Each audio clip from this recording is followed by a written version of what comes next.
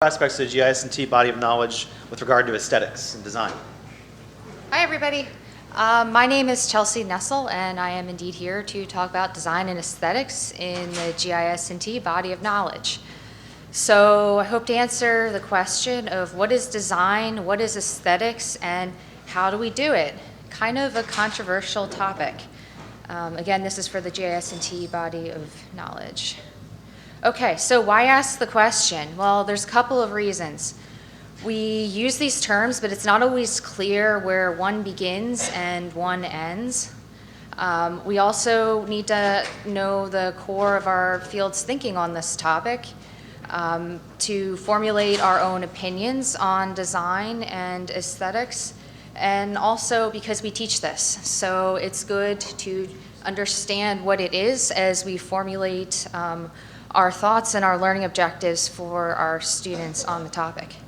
Okay, so Rob gave me the assignment to write this entry in the GIS&T body of knowledge, and I thought that this was going to be easy. Okay, I'm just going to open up some textbooks, compare definitions, write up what I find. Simple. No. 40 pages of notes and several failed coding schemes later, I realized that this was really hard. There aren't that many concrete definitions in our textbooks, and design seems to be either everything we do or a very limited functional definition. So I had to find some way to simplify this. And this is the simplified scheme that I came up with. To address the lack of definitions, I looked for inline usages of the word.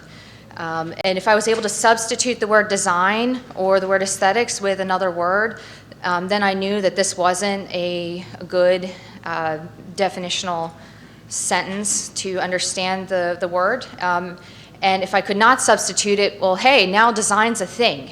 And this is really important because older authors, such as Royce, often would use the word design interchangeably with other words like make or create, style, do, for instance. So it's important to have the sense of design as a thing. So then I looked for similarities across sources and I disambiguated. And I'm going to show you what I found in the literature for design, aesthetics, style, and taste. So the inclusionary criteria were I looked for cartography textbooks that are published in English because that's the only language I'm totally fluent in. It needed to be a major source to academic cartography, or it was a paper that addressed a top-level word.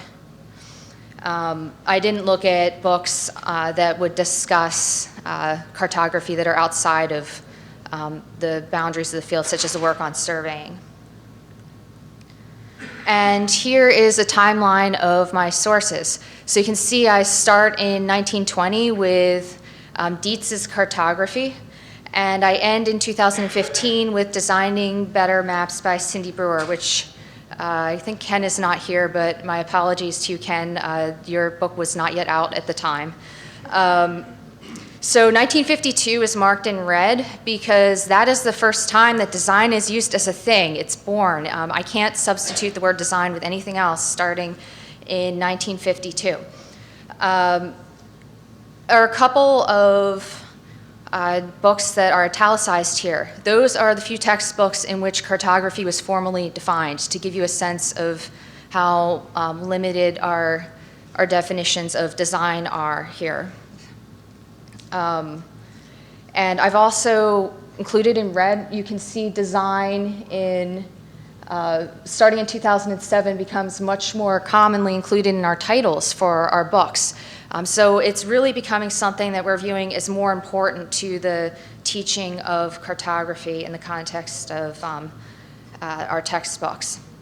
Okay, so what I found. In the literature, I found 4 inline uses of the word design. So we talk about design in the context of planning a map, design in the context of creating a map, design in the context of the constituent elements of the map product, or as Robinson might say, the look and feel of a map, and design as the interior logic of the map product or the technical architecture. And everybody thinks about this in terms of decision-making conventions and recommendations from scientific research. Here's what I found in our literature for planning a map. We included planning questions. So why are we making this map? What is the data to be used to make this map? Should this even be a mapped thing? We identify design requirements, design constraints, and we discuss specification sheets and mock-ups. Creating a map is where things get a little bit more interesting. The workflows that were described in the textbooks were pretty diverse. I have generalized them here quite a deal into 4 steps: planning, creating, critique, and revision. They are not a linear process. You guys have all made maps, so I expect you figured that out on your own. And here is the design squiggle by Damian Newman that kind of illustrates how this works. So we start out with a design and then end up looping back over, going back to the planning phase, and we realize, hey, it's not working out for us. Maybe there's a little bit of frustration there until finally towards the end it starts to even out. And if there's one thing that authors agreed upon, it is this truism: maps are hard, except if you don't design them. Default design starts being discussed when we move to technology, and we're not making maps by hand, and all of a sudden our software can make design decisions for us. So a question is whether or not this is the absence of design or the absence of decision making, or both, and is design a misnomer, and should we just call it default? I've also generalized many instances of design as X design. That's because we like to, in our textbooks, discuss design subsets. So design for global considerations like which media do I use, print, static, or design for a specific type of element like a scale bar or a legend. And of course, design, decision-making, conventions, recommendations, all of that applies. That just helps us get to the relevant material for our specific task more quickly. So here are some learning objectives that I developed for this. I have a question about the cartographic design process and its relationship with decision-making, conventions, and recommendations. Questions to consider when planning a map, which is something that as a teacher is very important to me. I wish everybody would go through that. And understanding default design with the goal of helping teach students how to look, because recognizing defaults is the first step in realizing that you actually have a choice in making your map, and the software doesn't have to make the choices for you. Now we're going to move on to something that is possibly even more controversial: aesthetics. So traditionally, cartographic aesthetics refers to the quality of a map's beauty or artistic qualities. But more recently, there's been discussion in the cartographic literature that when we talk about a map's beauty, we're actually considering consistency and clarity on the map. And clarity and beauty go hand in hand. Humans show a blanket preference for symmetry. That's been demonstrated in psychology. So on a good map and in good design in general, functionalism and beauty go hand in hand. They're not mutually exclusive. Important to note is that aesthetics are not value neutral, or rather they are value neutral. You can be attracted to a highly positive site or a highly negative site. It's not describing whether or not the thing is good or bad. It's just talking about a quality of attraction. So how do we do aesthetics? We do and learn them in many ways. First, by just the act of creating something, making a map. In our keynote, we learned about filling the well through the words of James Cheshire and Oliver Alberti, and we talked about finding the creative works of other people, visiting art museums, being inspired. But we also do this just through some of the scientific operations of creating a map. Arthur Robinson observed that many cartographic operations that promote clarity are also scientific. Generalization is scientific. Elegance itself is a scientific concept. We can think about this in the way that complexity is collapsed into a beautiful solution. So in that, aesthetics can also be thought of as art and science. Now we're going to talk about taste, or rather we're going to talk about style. Style is frequently conflated with aesthetics, but they are separate. Style differs from aesthetics in that it refers to individual choices or a group of choices that are affecting a map's appearance, such as styling options. But aesthetics is an overall quality of clarity and cohesion on the map itself. So a map can be said to have an aesthetic style or a set of style choices resulting in design cohesion. But we also use style in simpler ways. We could even be using style to refer to the act of changing the appearance of something on a map. And change your type style. Relating to style is the concept of pastiche, which many authors discuss. That refers to styles that imitate other styles. And that's a terrible insult if you're a professional artist, but it's also terribly convenient for us if we want to make a thematic map and connect to pre-existing work that's already been done to channel some of those thoughts. So that's your comic typefaces, Ben-Day dots. Maybe you're imitating the style of Imhoff's terrain maps. Style also relates to emotional impact, setting the tone of what we're looking at. That's helpful for persuasion through emotional appeal. These are full Huffman examples that he created for his Intro to Cartography class that show how we can use style to elicit an emotional reaction. You can see one is styled to give Wisconsin the appearance of being very threatening and a place where there's lots of gun deaths, and the other very calming and deactivating, suggesting that it's an exaggerated crisis. Unfortunately, it's not always the impact we want, so we're going to move on from there. And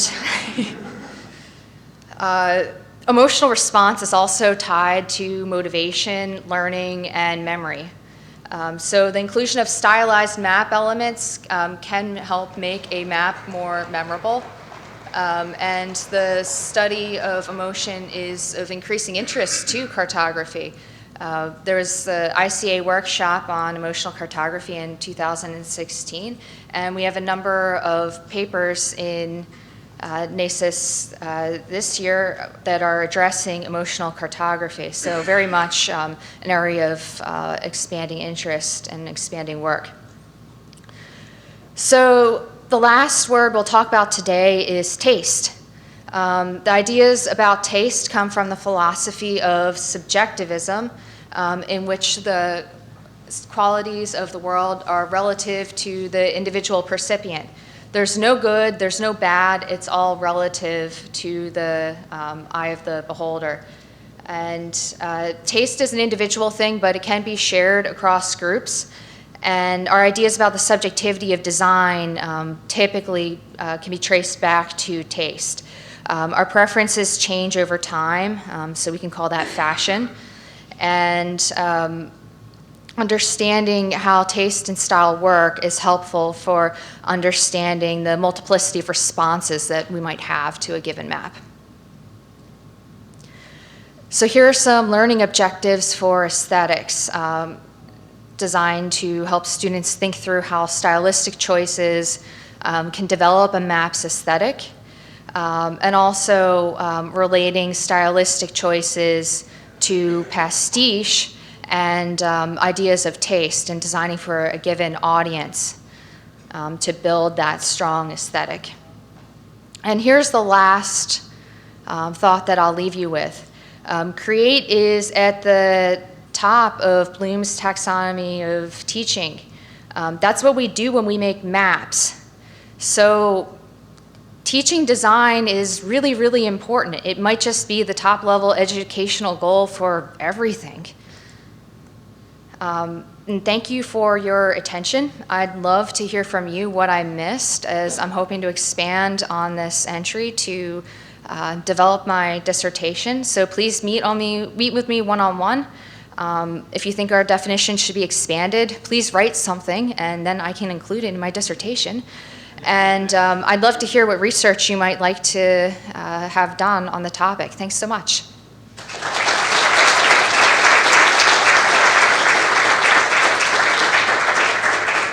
Great job, Chelsea. We have plenty of time for some questions.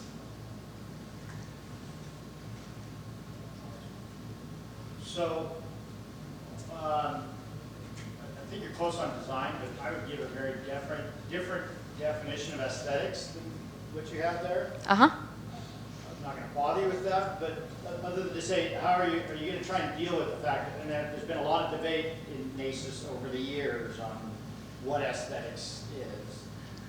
Are you going to try to reflect that, kind of the various differences of opinion? I'm reflecting anything that's written. So if it's written and it's in an academic journal, then that's something that I consider for inclusion in this. To make this clear, this is not my work. I'm reporting what I've found. So if you have something to say, please write something. Or if I've missed something, please direct me to it, because I'm more than happy to include it. Yes? So are you going to infuse your own opinions on what you think should be? Yes, I'd like to do some possibly empirical work for that, for my dissertation, to perhaps come up with some new definitions and just see what the utility of new definitions might be. So at the end of the day, it seems to be helpful to have something that we can apply, just so that we at least know what we're talking about when we say these things. Because I don't know about anybody else in here, but I use the word design all the time, and I'm never actually thinking about why I'm using that word versus another word. Why I'm saying, hey, the design of this map is working really well, the design of this scale bar is working really well, versus I don't like the style of this. That's not something I consciously think about, but there has to be a reason that I'm doing that. So it seems to be helpful to know why we're saying certain things, and then we can rethink it. Sure. Speaking of utility, yes, it would be definitely helpful to know, but I'm also wondering if it would be helpful to know how to teach those concepts as they relate to cartography, and whether that would be different if you're teaching to students versus adult professionals versus collaborators, that kind of thing. I'd be really interested to see. And I'd love to do that as part of my dissertation work, because I expect that the answers to questions like this are going to be very different in an industry setting versus an academic setting versus maybe a closely related field, but just a different field, like experiential graphic design, for instance. Yes, Vanessa. I absolutely love this because I got into cartography by way of many random things, and it wasn't to the life plan, but I'm very happy to be in cartography, because I'm sure most people know this through all my tweets all the time.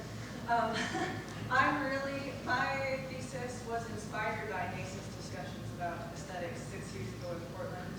My thesis, for those who aren't aware, was defining styles in historical cartography. And I come from, my mom's an artist, and she always did a lot of painting, and I grew up around a lot of art, and it was so confusing to me when I came into cartography, in the digital sphere.